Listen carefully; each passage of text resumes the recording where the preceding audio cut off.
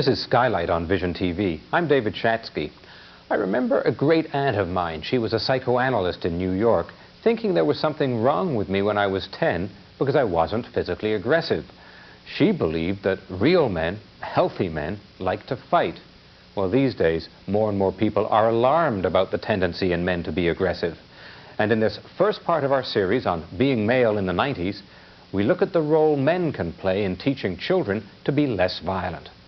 Vision producer Kevin O'Keefe traveled to Halifax to meet Peter Davison, a school teacher who was worried about the behavior he saw in his classroom. He decided to do something about it.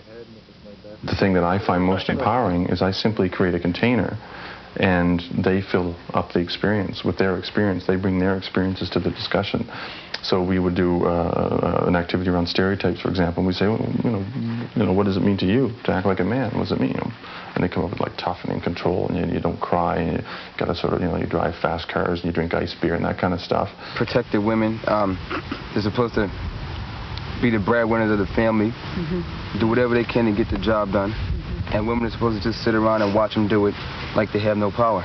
Act like a man, and like to have muscles and have control over your girlfriend or wife or women, and to I guess have priority over everybody else. Men, you think that they got money, that they don't never cry, they got muscles.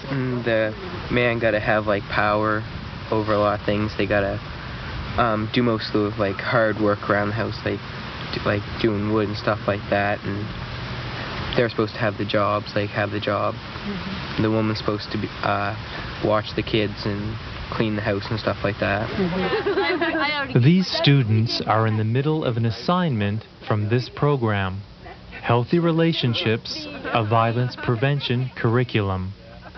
It began when one of the authors, Peter Davison, saw that something was missing in his students' education. Well, I've been doing conflict resolution work in the schools. I mean, every teacher has to do it, whether they want to or not, because it's there on a daily basis, and trying to resolve struggles over needs and conflicts between people and students and kids and teachers and stuff. So that's always there. But what I started to do was make the links between where this behavior comes from, why conflict occurs, and why is it the guys that are getting in trouble. Peter has been making the links between masculinity and the potential for violence for years. Those lines became abundantly clear to him right after the Montreal massacre. I found myself at a vigil that was called For Men sometime after December 6th, so it was really a very cold night, and I found myself standing there with 14 guys holding candles in memorial for the women that were killed in Montreal, and someone passed around a sign-up sheet for guys that might want to get together and talk about the issue of violence against women, so I put my name on it and I got a call. And so Men for Change was formed. The men got together often to talk about anger, their fathers, their relationships with women. But it was at another public event that Peter became aware of another form of violence, the violence men can do to themselves. 5 or 6 women came forward to speak of their experiences being raped by the same person. And they had only met each other through this, and that was the first time they spoke in public, and it was an incredibly moving witness. And I started making some connections. One of the connections I made was they were all raped after he got out of jail. He raped one person, went to jail for 2 years, and he got out and he violated 5 more women. So that was pretty heavy. So I took a break and I went into the washroom, and on the washroom wall, it was a male washroom obviously, but on the washroom wall, some man had inscribed a poem. It was a very painful poem, but the end of the poem was something to the effect of, when all the world seems dark and gray, tie a rope around your neck and kick the chair away. And I'd go, oh, I can't get away from this issue. But I made the connection for me that for all the women that are suffering, there are also men that have a great deal of pain and anguish. After getting in touch with some of their own pain, the men decided to become politically active. But with so many issues on the table, the group had to decide what to focus on. Then came a call from junior high school teacher Helen Castonguay. I came to know the Men for Change group because I went to one of the presentations they did after the Montreal Massacre. And I wanted to take all of the girls in the school to a Young Women's Film Festival. So I was then also held responsible for finding something for all the boys in school to do. And I got in contact with Peter or Andrew at that time and asked them if they'd like to come in the school and work with the boys. Peter, Andrew Safer, and Roger Davies were three of the men who went to talk with the boys. And it was during this event that the need became clear. I remember sitting in the classroom, and there was a woman in my cell presenting, and the woman was up there, and she was saying, you know, violence against women is wrong, and here are the statistics, and we've got to do something about that. And the teens are, you know, some of the guys are kind of, they're all sort of slouched to the back saying, and I just could picture them saying, yeah, okay, here we go, another woman telling me what to think, right? Then I stand up and I say, hey, violence against women is wrong. These are the stats, this is what we got to do. I say exactly the same thing, and all of a sudden they're sitting up and saying, well, who the hell is this guy? So the absence of positive male role models in our culture, I think, is really central. And so there are a lot of reasons why boys may tend to be aggressive and take that road.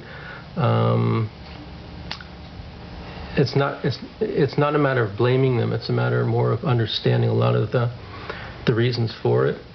One thing that we found very early on is that if there's any feeling or tone that this is anti-male or we're here to put the guys down for who they are, forget it. Obviously, it's not going to work. And they're keen in on that to see what the facilitator's approach will be. There's a lot of energy in these young guys thinking about the boys. And if you pretend it's not there or try to sidetrack it, you're losing something positive. So you work with and you bring forward their energy and their interest and enthusiasm, but get it going in a direction which is socially positive. And there was such a clear appreciation from, I'm not saying from all the boys in the class, but from quite a few. A couple of them even came up afterwards and actually came up and thanked us. And, you know, we're like, it was an emotional thing. So there was a real need. It's like the whites in South Africa saying apartheid is wrong. You know, it's the men saying violence is wrong because violence is so associated with masculinity. I mean, it's predictable in a teenager's mind that, you know, some woman is going to get up there and say, you know, she doesn't like being violated or violence. But when a guy comes up and says, hey, this thing about power and control, this thing about guys doing violence, it's off. The only problem that remained for Peter and his friends was to try and reach as many kids as possible. They couldn't be in every school all the time, so they decided to write their classroom lessons down. They produced the Healthy Relationship series for junior high schools. Helen Castonguay continued her involvement as a school board advisor and eventually taught the program herself. My intent on bringing it in was not to stop my kids from being violent, but was to help them think critically about the violence that is happening to them, to even be able to name it and to think about it is a step, let alone a behavioral change. So these kids are living really tough lives, and I teach at a very good school, but we know it's not equally good for all our kids, and we know there are issues around race and class and gender, homophobia, heterosexism, that schools don't deal with very well. And so it's our chance to start shifting in that direction. Does sexual harassment happen in schools? Oh, yeah. Most definitely. It's everywhere. But you got to watch what you're doing, you know, because even being like some books and things, how the teachers be teaching you. Yeah. Teachers they don't understand exactly what they're saying sometimes, and sometimes they do make some sexual comments and racist comments, things that are really going to offend somebody.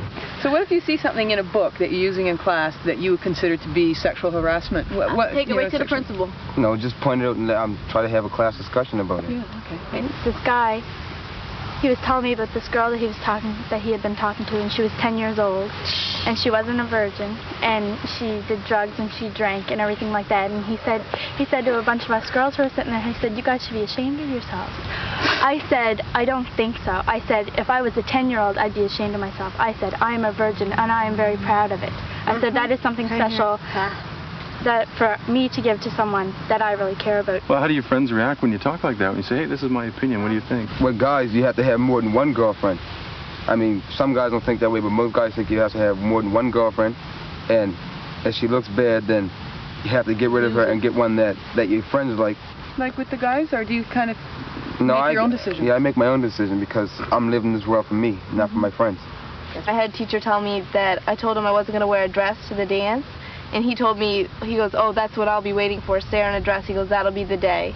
And like before, I probably would laugh it off too and like just keep it inside, but I told him I didn't appreciate it and stuff. And that's what I learned, how to like tell people what I don't like and stuff, not just be right passive. And like I look at TV shows different and magazines different, and like with my friends and stuff, I really don't care what they think as much anymore. Now when I watch movies or shows or even read a book, I try to pick it out and see how many I see like in the run of a day, and like just I don't like too many to count because there's so much of it going on. What are you picking out? The way people are like represented? the way that guys put down women, or the way that women say, like the way women act like they're helpless. This new way of thinking is spreading.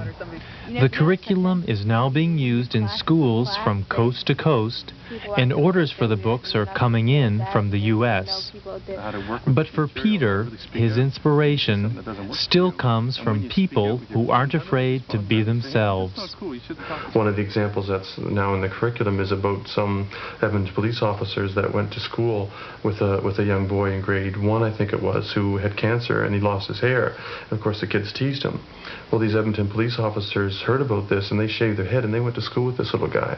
And I thought, that's it. That's exactly the essence of what a positive masculinity is all about. That report from Kevin O'Keefe. Well, more about men in the 90s in weeks to come. After this